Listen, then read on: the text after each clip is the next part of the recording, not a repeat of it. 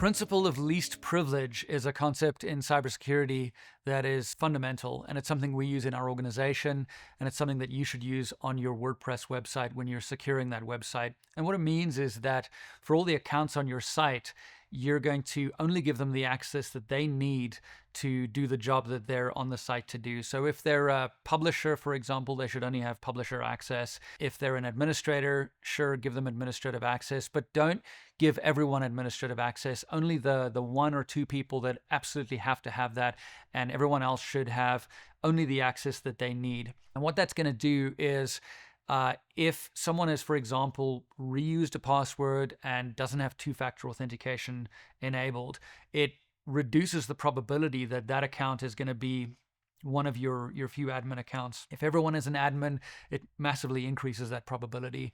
And access is not about ego. It's not about recognition. Well, I'm the manager or I'm the founder of the company. I should have full access to absolutely everything. It's really about principle of least privilege and only giving access that is needed when it is needed to specific accounts. And that's really going to help secure your WordPress website.